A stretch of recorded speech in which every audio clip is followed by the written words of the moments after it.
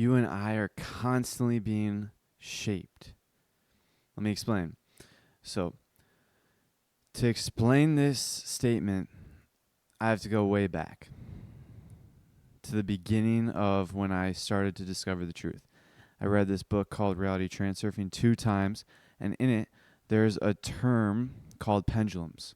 Pretty much, pendulums are kind of like an energetic structure that emerge when multiple people are, their thought energy is aligned to the same thing.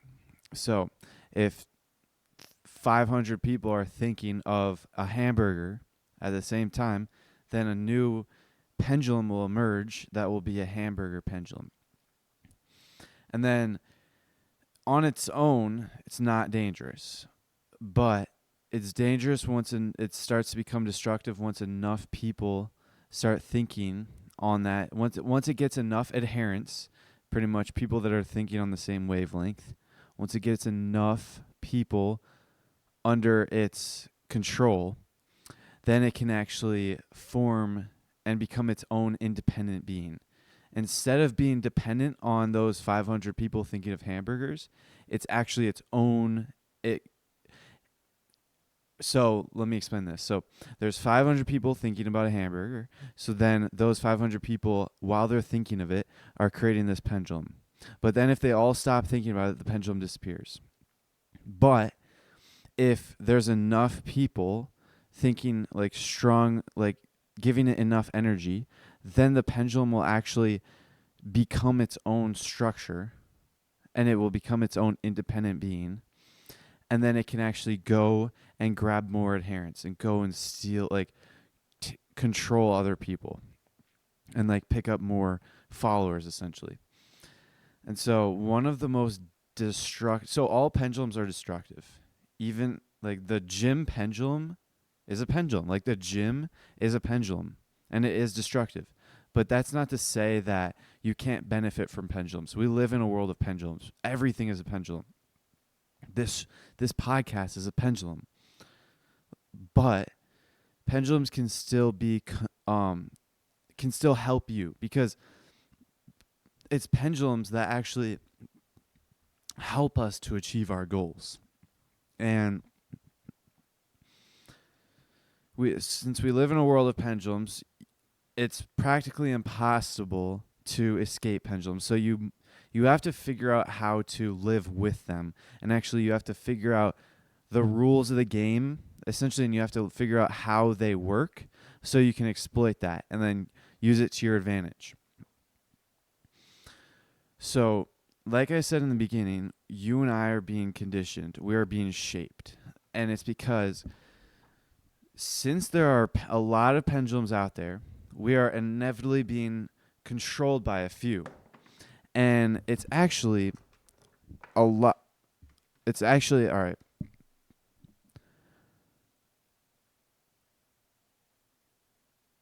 I just had a brain fart, sorry. But school, the education system, the American education system is an extremely destructive pendulum.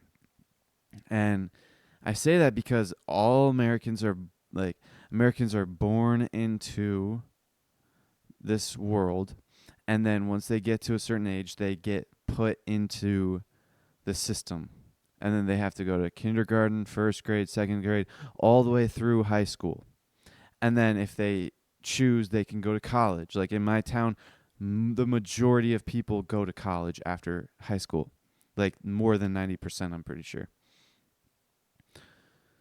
So it's basically, and okay, I've always known all my life that school was bad, or at least I didn't like school, but I'm just starting to uncover how destructive it is. And that's just from secondhand information. Not secondhand information, but it's information that's not even about school. It's just I learned about transurfing, I learned about pendulums, and I instantly realized that school is a pendulum. And one of the kind of attributes of a pendulum is that when you're its adherent, it basically shapes your worldview, and everything that you know, everything that you believe is exactly what you're supposed to know, is what you're supposed to believe, according to the pendulum. So if you haven't been taking charge of your life, like I just started taking charge of my life. Just started learning the rules of the game 7 months ago. But, and so up until that point, literally everything that I knew, wanted to know, or like all my dreams, goals, everything was influenced by the pendulum. Like they weren't my decisions, my dreams, my feelings, thoughts. Pretty much your worldview is exactly as it should. Your worldview is exactly what it should be, according to the pendulum. Like, we're born into the school system, and we're basically put through all these classes that are slowly but surely destroying our souls, literally just destroying us, and just training our brains to think in a certain way. And this goes deep. And there is so many different pillars to this, but I've uncovered one recently that affects me. And it affects everyone actually, but one I'll get into it. It's the work week essentially. But school basically, if you've ever compared I've never done this, but I can have an idea of how it would turn out.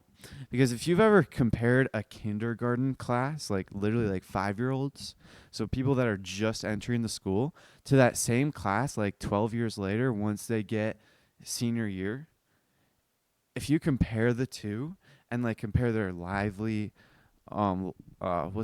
livelihood, if you compare their like attitudes towards life, their vitality, their just happiness, their overall mood, like how much they want to live, like you'll see a massive difference.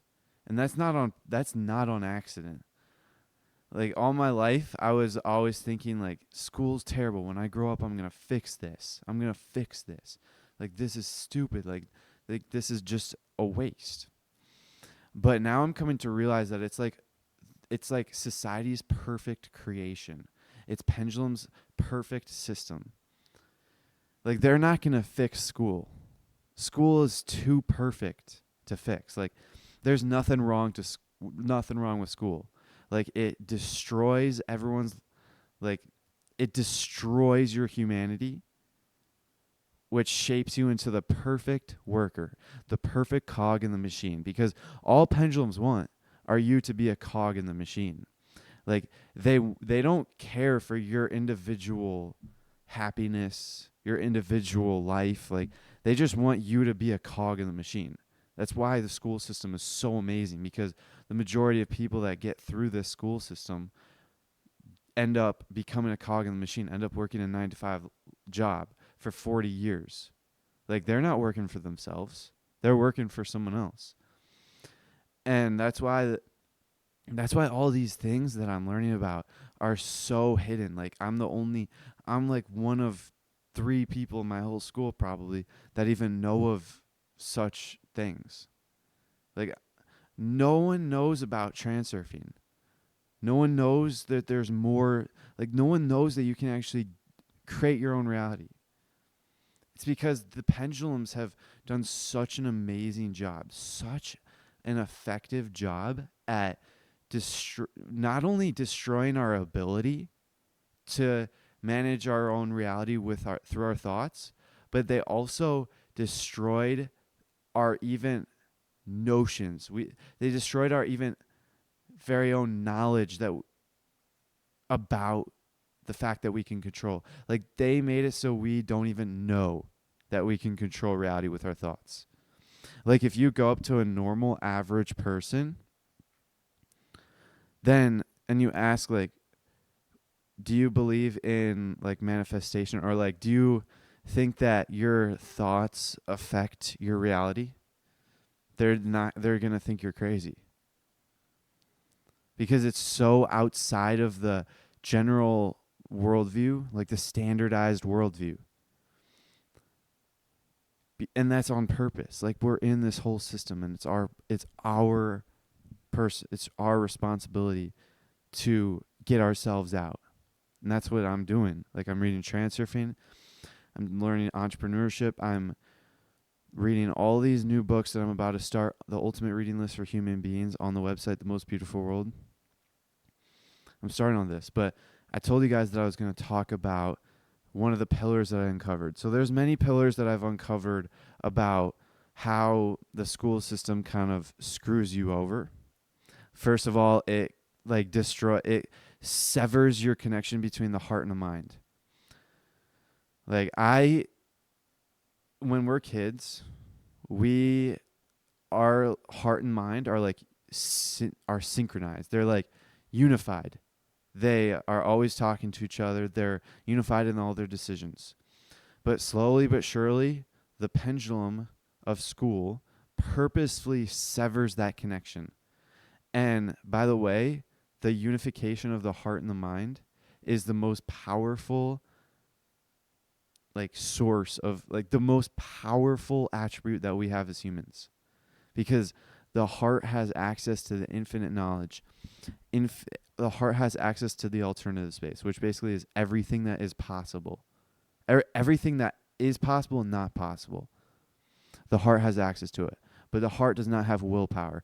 The mind has willpower. So if you unify them, you can have access to the infinite with willpower at your will. So that's why the school system purposely severs that connection. But that's not what we're talking about right now. What I'm talking about is one very simple thing that I actually became aware of this pillar that the school system instills in us when I read a book called The 4-Hour Workweek. But I didn't realize the severity of it.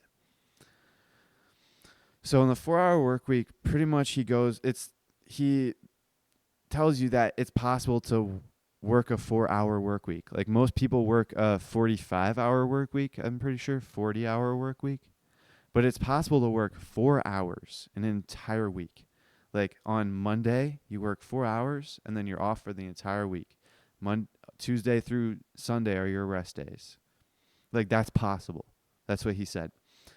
And he probably said that it's more efficient as well, but I read that book extremely quick. Like, it's a fairly large book, and I read it extremely quick. So I didn't really treat it with as much concentration or kind of respect. Is that the right word? No, it's not. I didn't really treat it with enough attention as I should have, because it's an amazing book, but I didn't really give it too much attention because I was focused on reading other books. But that was when I was first introduced to the 4-hour work week, and that was when I first realized that the basic standardized system that we have been trained to work in, 40 hours, school is from 8 to 3 on average, so 9, 10, 11, 12, 1, 2, 3. So that's 7 hours, so 7 times 5 is 35. So that school instills a worldview, and a piece of that worldview is our work week. So school trains us to work Monday through Friday from 8 to 3. That's kind of like the training. And then once we get through school, we go into a career, and then our expectation is a similar thing. We work Monday through Friday, 9 to 5. It's similar, except it's 5 more hours in the week. It's a similar structure. So let's just all agree that the structure we have been taught to live for our work is we chunk our work from Monday through Friday, let's just say 9 to 5. So we work from 9 to 5, Monday through Friday. And then we get 2 rest days. But usually people don't even take full advantage of those rest days. But whatever. Let's not even talk about that right now.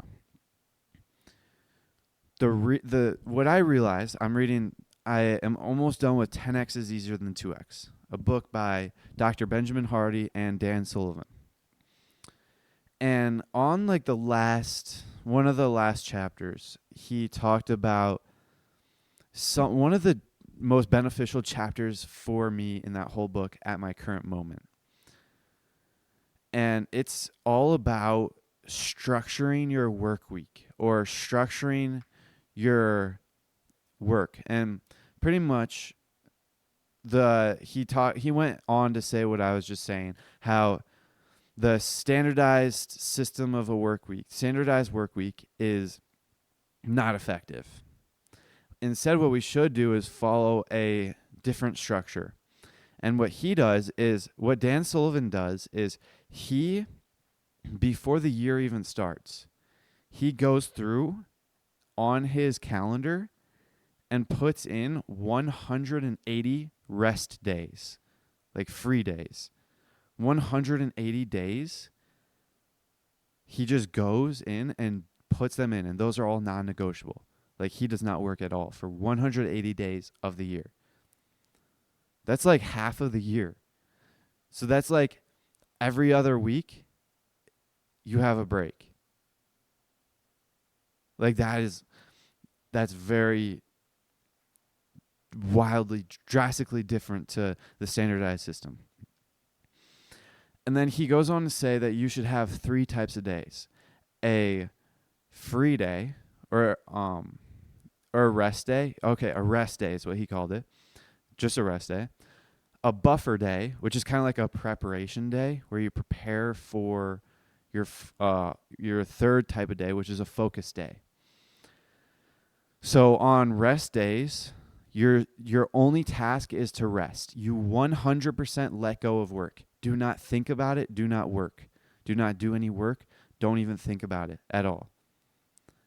And the thought process behind it is however deep you can go into the zone, like into the flow state during your work, is the same as however far you can let go when you're on your rest day. Like, however much you can let go is however much you can go into the flow state, if that makes any sense.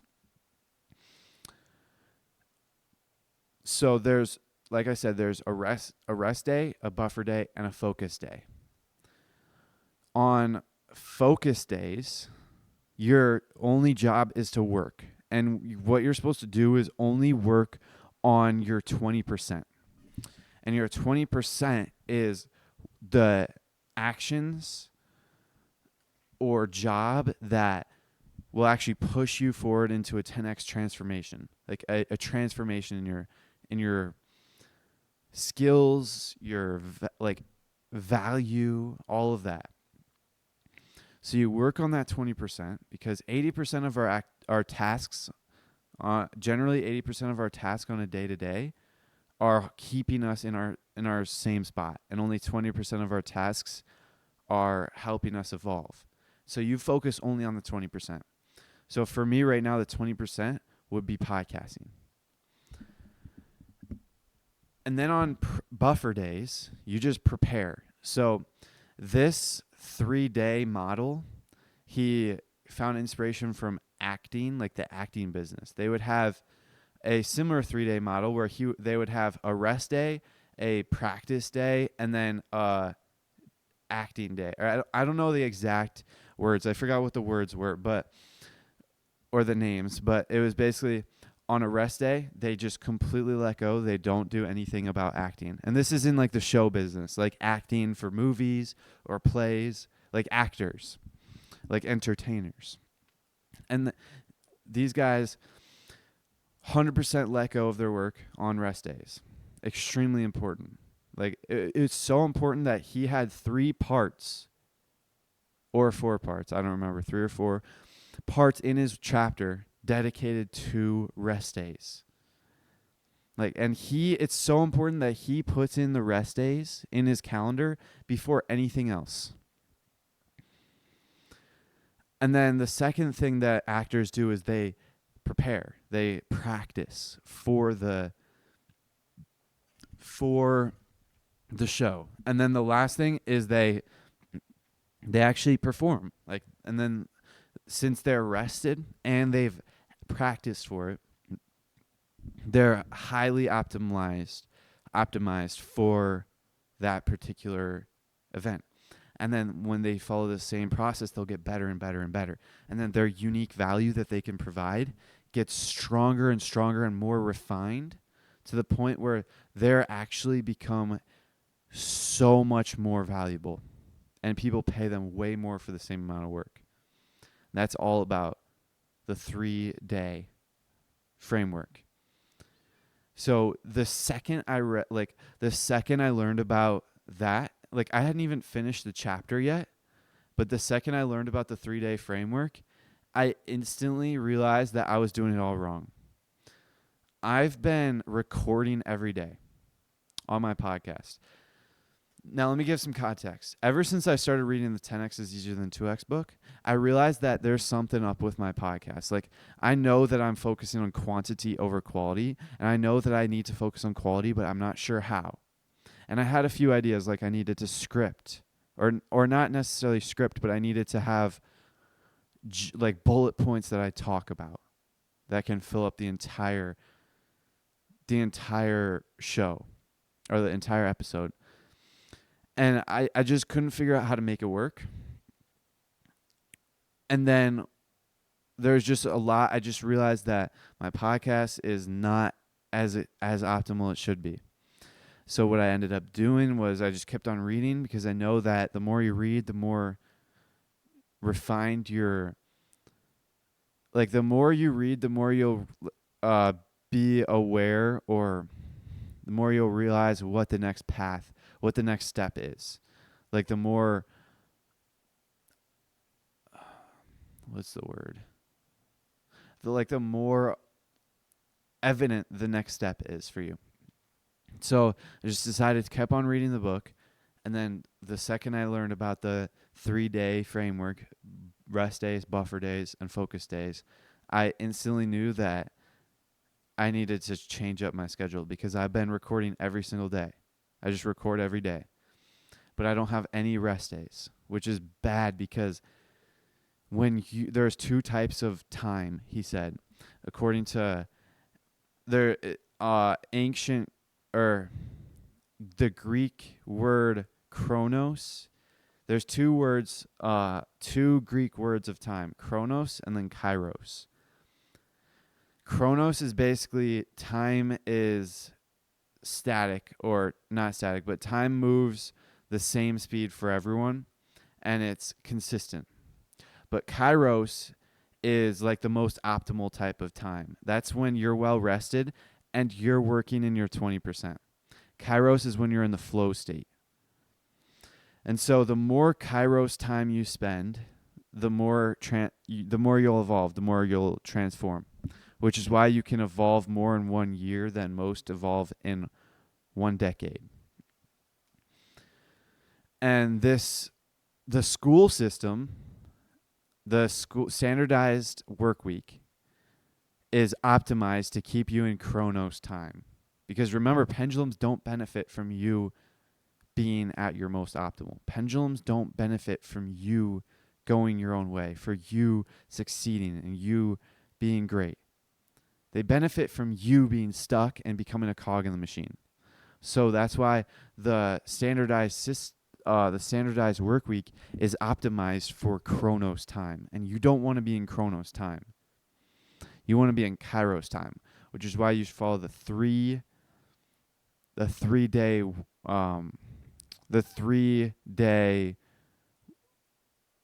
framework. But there's one thing. I like having a big cushion of episodes. So that's why I'm going to continue posting daily. And I'm going to try my best to maintain this new schedule. So like I said, I instantly came to the realization of what I should do. And I got out my notebook once I realized this 3-day schedule, and I started like sketching out different possible work weeks for me. I sketched out like 1 day on, 1 day off, 1 day on, and then on the 1 day on, since I post every day, I'd have to do double episodes on the 1 day on to kind of maintain the one rest day. And then I tried mapping out many different possible solutions using these buffer days, rest days, and focus days. And the solution that I came to was Monday is a rest day. Tuesday, Wednesday, Thursday are all buffer days. So they're all preparation days. And then Friday is a rest day. And then Saturday, Sunday are focus days. So let me go through this framework. Monday's a rest day. I do absolutely nothing on Monday related to work. Tuesday, Wednesday, and Thursday, I have 3 days to plan out 7 episodes. So on Tuesday, I'll do 3 episodes. On Tuesday and Wednesday, I'll do 2 episodes each. And then Friday's a rest day. I do nothing. Just rest up. Because then on Saturday and Sunday, on the weekend, when I don't have school, I spend the entire day literally recording.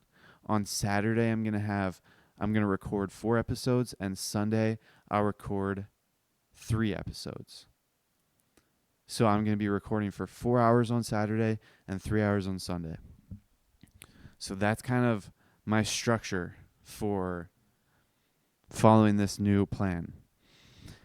And to make this work, because I want to tell you guys about one thing.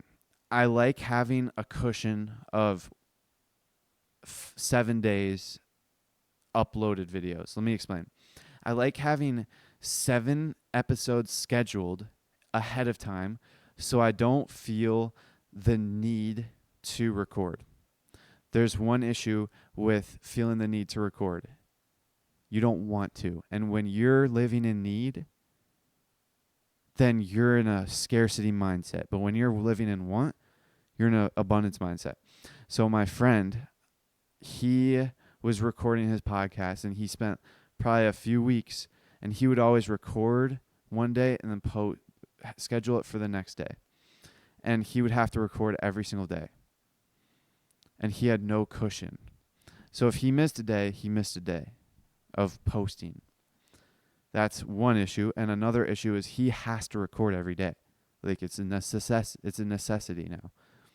But for me, since I have a 7 episode cushion, if I miss a day, it's okay. I can just catch up the next day. And now I don't need to record every day. I can take a rest day any day I want. So now it becomes a want. Now I just want to record every day. And that's what I do. And it works out perfectly because I end up recording every single day. So that's why I want to maintain my current schedule of recording every single day. But this week on Tuesday, Wednesday, Thursday, I'm going to also spend a lot of time kind of trying to script out 7 episodes, which is going to be tough because I'm in school right now, as well as I'm at school. I'm still a student, and I'm also recording 1 hour a day and going to the gym. So it's going to be tough to find the time, but I'll figure it out. So I'm going to script out 7 episodes on Tuesday, Wednesday, Thursday, and then I'm going to just maintain my current recording 1 hour a day. And then on Saturday and Sunday, I'm going to do the 4 and 3. I'm going to try, but this may all go to crap. And I may end up like stopping, like not doing this until I graduate, because it is a big workload to do all this as well as record daily. But I'd only have to do it 1 week, because then the next week I'll have that 7-episode cushion plus another 7. So I'll have 14 episodes scheduled by that Sunday. So then I can just not record at all the next week. And then I can actually follow my kind of work week. So it would just take 1 week of me like putting in the focus. So I don't know how it's going to turn out, but that's what I plan on doing. I may end up scrapping it until I graduate in 2 months. I don't know. We'll see. But that's kind of what I realized, that will improve my quality so much, because on Saturday would be my busiest day. I would record 4 hours on Saturday, 4 episodes. And I've done 2 episodes. I've recorded 2 episodes in one day before. On my a lot of my Transurfing Principles episodes, I've recorded back-to-back episodes on those days. And so I know what it feels like to record back-to-back. And as a result, towards the end of the Transurfing Principles series, I've added in a meditation in between the 2 recordings. So that kind of cleared my mind and made it fresh again for the next recording. So my plan is on Saturday during my recording day, I'm going to be doing my morning routine, reading through all of my notes, or just reading something to kind of get my brain stimulated in my morning, because I usually read from like 6 to 7. And then I'm going to I haven't figured out the actual like timings, but pretty much I'm going to record, meditate, record, meditate, record, meditate, record. And that's 4. So I'm going to meditate in between all them. And each of these meditations are going to be 30 minutes long. So record, meditate, record, meditate, record, meditate, record. So that's 2, 3, 4. That's 4 recordings. So that's 4 hours plus 3 meditations, which is 45 times 3. So that's 90 plus 135. Wait, 45 is 90. That's like 2 hours 15. So that's like 6 hours and 15 minutes I'd have to allot to this. So I'd have to start at like, because I want to finish at 4:30. Wow, so I'd have to start at like 10 o'clock. So I'd have to eat lunch right before. Yeah, that would be a whole day of recording. That would be crazy. I mean, I'd make it work though. I'd see how it works out, because if I'm fried by the end of the day, then I'm not going to do it again. But because that's obviously not optimal, I'd restructure my week to figure out a more optimal day. Because maybe 3 is the most optimal, maybe not 4. I don't know. But 6.5 hours is what I would need to record 4 episodes, because I want to meditate in between. I think it's possible, and that's why reading is so valuable. There was a time back when I was first getting into business when I was just not doing anything. I'm pretty sure I was only podcasting. And I remember telling my friend, I was like, I'm addicted to reading. I'm just reading and reading and reading. I think I'm a wantrepreneur, because I'm only reading and I'm not really taking any action. And so I said that I'm not going to read any book until I get 10 leads. And that was back when I was making a lead magnet for like a funnel, which basically it's a website that captures people's email addresses, and I give them a free item as a result. And in my case, it was going to be a free guidebook.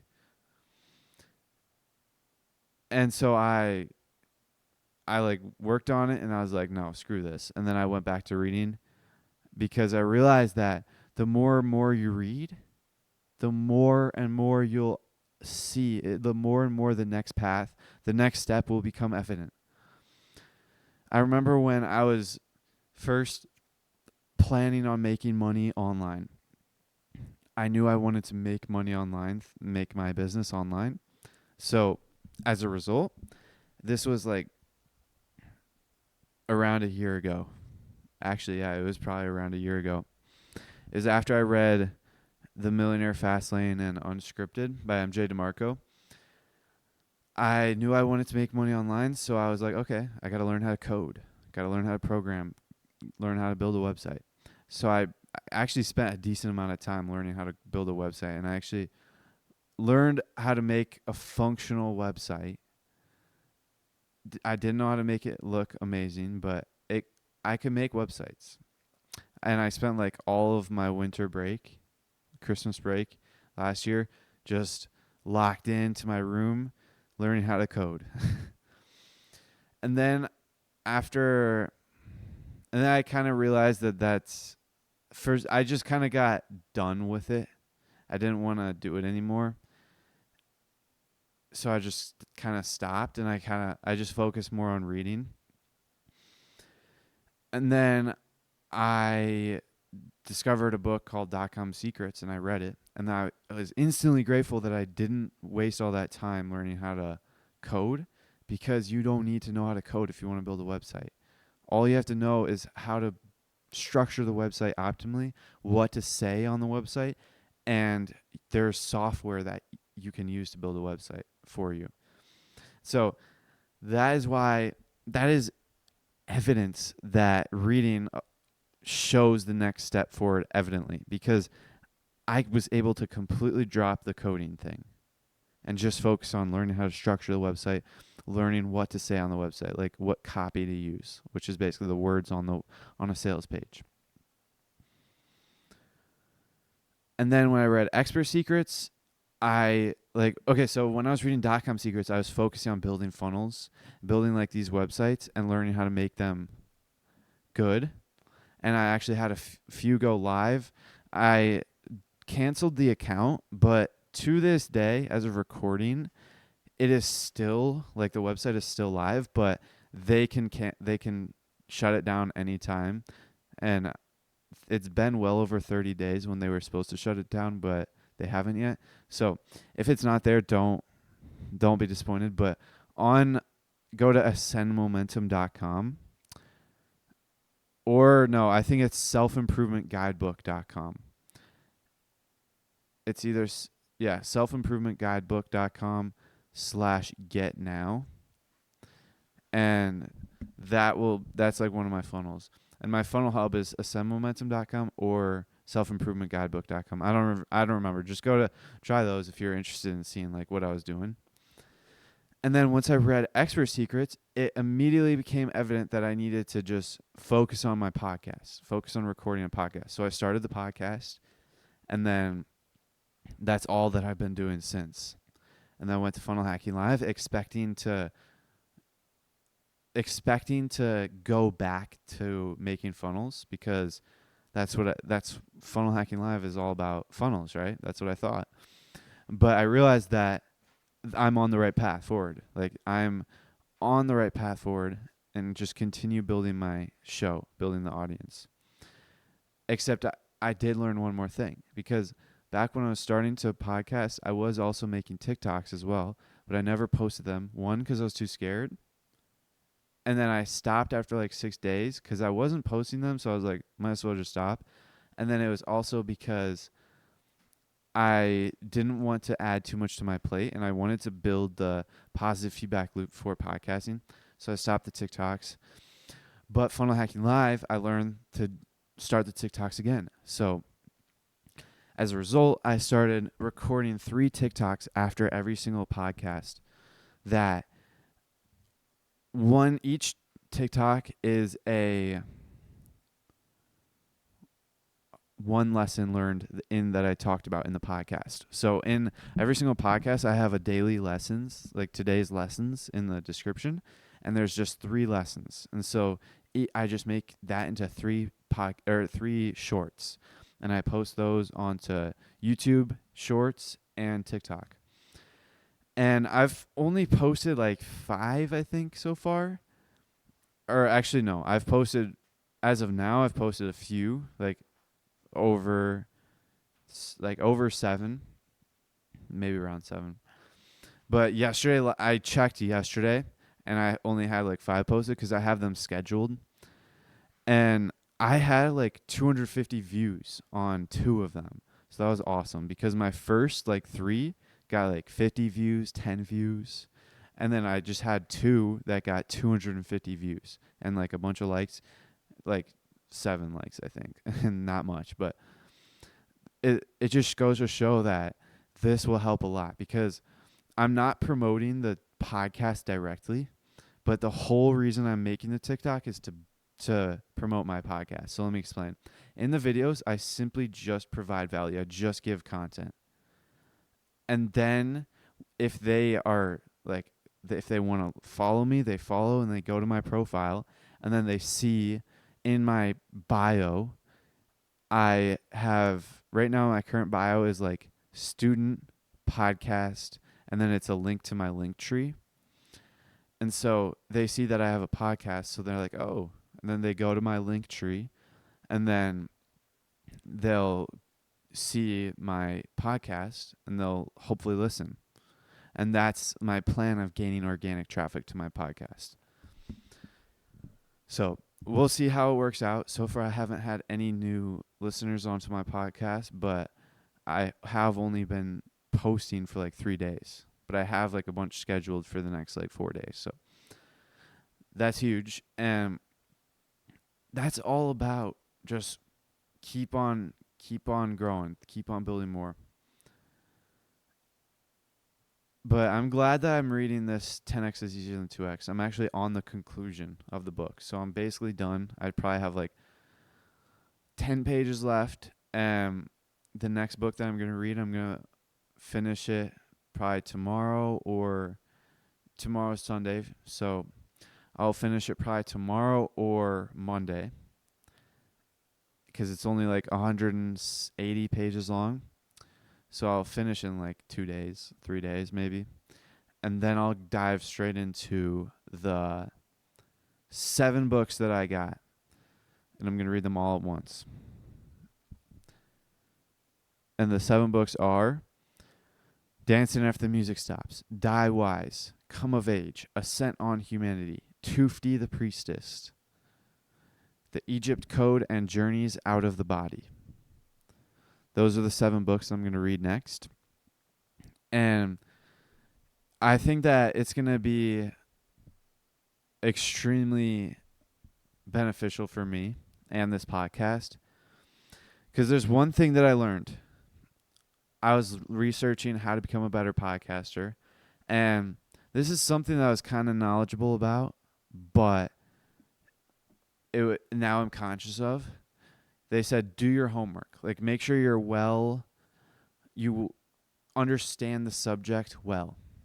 So it was evident when I was reading Transurfing the second time through, because I was studying it and I understood it very well to the point where I was able to speak about it for literally hours, and those were probably my best episodes. And that was because I read it. That was my second time through, and I was studying it at the time. So I was at peak knowledge, peak understanding, so I was able to translate that into better content. However, when I started reading 10x is easier than 2x, since it's a brand new book for me, I've never heard of the concept before. I don't understand it as well because I haven't studied it yet. So my content kind of like faltered a little there. So that's why I'm really excited to learn to get these 7 books, because I feel like these will radically shift my worldview again, as well as what Transurfing did. Because the way they speak in like the descriptions of the book and the way Jean Pascal Riemann described them were very interesting. Like, I didn't really understand it, but I kind of understood it. And I could tell that it was going to be a worldview shifter. So that's why I'm really excited to talk about that in the show. And yeah, let me get some water.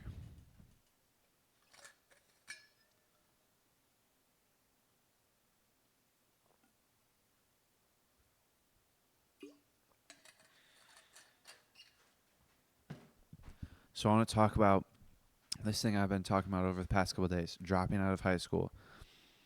So right now I'm a part-time student. I only have 4 periods in the day. So I get to school at 8 a.m.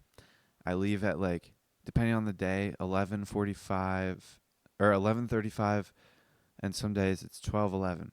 And some days it's 11:43. So anywhere between 11:35 and 12:11. So I'm only spending like 4 hours at school every day. And I have a half year as well. So I graduate in December after first semester. And it's October, or no, it's November. Yeah, it's October right now. So I only have 2 months left, basically, until I graduate. And so, but I'm kind of in this situation where I want to drop out. There's a lot behind it, but I think that I kind of came to this realization that I'm in this stage where I'm like, I'm open to the possibility of dropping out and I want to, but it's also like something's holding me back. And I'm kind of like on the fence right now. So I came to the realization that I just have to make a decision and stick to it, because it is taking up way more energy just like going to school, dreading it because don't want to be there. So the decision I made is to just stick it out and finish high school. And then I'll be able to just get out in 2 months anyways. And the reasoning is I don't want to like be split-minded. I just want to I don't want to be kind of paralyzed by indecision. So I'm just focusing on staying in school. And I like my original plan for over summer, when I was planning out, like I had this kind of desire to drop out, but then I realized that I could become a part-time student and have a half year, like graduate early. So I decided that it would actually be beneficial to go to school, because then I could practice staying awake. Yeah, I'm beyond that. I don't care about that stuff anymore. I just want to get out of school. And one of the strategies that I was going to use in the beginning of the year was I can just completely just finish all of my work indifferently, get my A, and then just lock in on my stuff during school. Like finish my work really quick and then lock in on the stuff I actually want to do. So like read a book. So that's kind of what I think I'm going to do, because I'm a straight A student basically. I only have 1 B right now, and that's going to go up soon. But last year I was a straight A student, and it's so easy. All you have to do is just finish all your work and then go on with your day and be nice to the teachers. So that's literally what I do. And then that's what I realized, that I got to just lock in. Don't give any attention to school. Just finish the work very quickly. And lately I've actually been like being extremely sloppy with my work, especially in this sports lit class where my teacher gives us 100. He actually said, I'll give you 100% as long as you actually do it. So I just do it stupidly. Just rush through it and finish it as quick as possible. And then get my A. And then go on with what I actually want to learn about in that day. Like I usually bring a book or bring something to read. And that's what I do. So I'm not going to drop out. I'm just going to push it through. And then I'll have so much time second semester, because first semester is the quick semester. I remember last year in my gym class, I took the same gym class, Adventure Ed, first and second semester. And during second semester, my teacher was saying that first semester is so much shorter, like a few weeks shorter than second. And I could tell because last year I was like sitting through second semester and it was like long. It was so long. So what I did, or my mindset now is this year is going to go by quick. Like all I have to do, and I'm already halfway done. Like second quarter 2 of semester 1 starts next week. So I'm already done I'm halfway done with my year. So I just have to follow this same strategy and just push through. And since I already have great grades, I can kind of just like slack off a little bit and then maintain like my A's, and then I'm free. And then I have all of second semester freed up. Like I was going to have to go to school all year long, but I saved all of that time second semester. So now I basically have January, February, March, April, May, 5 months of indentured time instantly abolished, instantly freed. 5 months. Summer break was June, July, and half of August. Less than half of August. So summer break was like 2 months. And I grew so much. And I have 5 months free second semester. Imagine how much I'm going to grow. Because I am learning about so much more. And the way self-improvement works is your growth is exponential. When I first got into reading, the first like real self-improvement stuff that I was doing, when I first got into reading, I was growing like fast. But then once I got into transurfing, I was growing, but faster. And then over summer break, I was growing so fast. And right now, I think I'm growing so fast, it's hard to tell because I'm in the moment of it. It's easier to look back in hindsight. And so your growth looks like this. It looks like a line, but it's exponential. It looks like an exponential graph for your growth rate. You grow pretty fast when you first start, and then you grow faster and faster and faster. Like your level of growth is so fast. And so I'm used to having 2 months to just grow as fast as possible in 2 months for summer. And that's a lot of time to grow. Like if you lock in for one summer break, you can grow so much. And I'm going to get an entire semester freed up. 5 months. Plus I was going to have the summer anyways. I knew I wasn't going to go to college for quite some time, so I was going to have the college freed up also, but I basically have 7 months, including the 2 months of... Actually, some colleges start in September. So I was going to have January, February, March, April, May, June, July, August, September. Is that 9 months? 9 months. Yeah. I've only been at this business this is episode 80. I've only been doing this for less than 3 months. And I'm going to have 9 months freed up in 2 months. So in 2 months, I have 9 months. So basically I have 11 months. Guys, this shows the importance of time. You need to figure out how to free up your time. I was telling my friend, George, he is 1 year younger than me, and he's pursuing acting. And he knows that school is not helping him at all. He knows he does not want to go to college, but he's on the path to go to college right now because his parents are expecting him, which is similar to me. His community was expecting him to. Like, everything was aligned for him to go the standardized route. But he knows he's destined for more.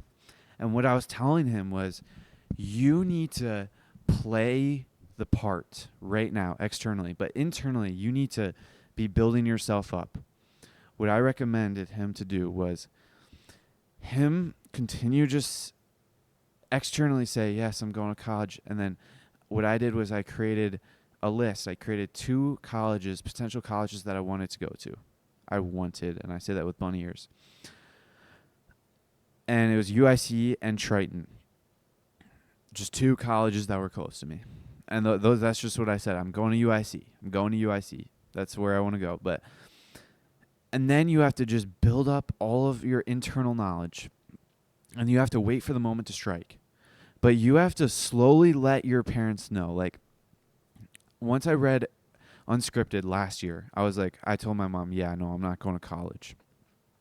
So I forewarned her I was not going to college. And that was a long time. So it gave my parents time to kind of just adjust to that. And then, like, slowly but surely, I started to make my moves. I started to say, yeah, I don't want to go to school anymore. I don't like school anymore. Slowly start to get them to adjust to your frequency. And then it's your time to pounce. My time to pounce was right before school started. I kind of just made it well known to my parents that I wanted to graduate early as well as become a part-time student and have a half day. So then it took them a decent amount of convincing. I had to talk to them for literally 3 days straight to actually convince them. And then one day I was out there talking for multiple hours. But eventually I convinced them, and then I had to go in to my counselor and actually make my move and make my strike. Went in, stood my ground. I was like, this is what I want. I'm not going to college. She said no initially. And I was like, is there any way to do it? Who do I need to talk to? She made a joke. She was like, talk to the Illinois, talk to the state of Illinois. I was like, okay, give me their number. And then she was like, no, this is ridiculous. And then she said, well, you can schedule a meeting with so-and-so. And so we literally just walked over to her office right then and there and went to talk to her, got her approval, and I was just able to get things done because I knew how important it was to save all this time, because every period that I knocked off of my schedule, I saved 250 hours over the course of a semester. 250 hours. That is an insane amount. I used to play video games, and on those video games, they would track the hours you played. Once you reach 250 hours, you were very good at that game. So imagine investing that into yourself, your business, or books. That is insane. That is amazing. So that's I made my move. Graduating early, became a part-time student. I instantly freed up half of my first semester and my entire second semester. And before that, I made my move that I wasn't going to college. So I freed up 4 years of my life. And I want to talk about what this guy that I met on the first day at Funnel Hacking Live, Gary. He's probably 50 or 60 years old, and he is a very successful business owner. And he basically said, I asked him, what do you think? Or I don't even know what I asked him, but he was basically saying to me and my friend Franklin, he was saying you guys are young, man. You guys are young. Your parents will provide for you for years. Take advantage of that and never work for anyone else. Just work for yourself. Hustle and take advantage of them taking care of you, and just focus on your business. It will pay off. It will pay off. And if you just focus on your business, because right now is the best time to do it, because you have people taking care of you. So use it. So I get rid of the 4 years of college, get rid of half of a year in high school, and then half of the semester. That's all about time. Save your time. If you guys are in a situation where you think you may want to do this in the future, go to your counselor at school and arrange your schedule to get rid of, just finish all of your required classes. If I was a sophomore or a junior, I would arrange my schedule for the next semester to just focus on the required classes, because I am extremely grateful that I had just 3 required classes left. I just had 2 English classes and a gym. And that was it. Like, that's all I had left. I'm extremely grateful for that. And if I were to go back, I would graduate in junior year. But that's, like, I'm so grateful that I set up I finished all my recs. But that's it's a huge lesson for you guys. But to wrap things up, don't forget to download your favorite episodes and subscribe to the Ascend Momentum Show. But before you guys leave, make sure to look up at the sky.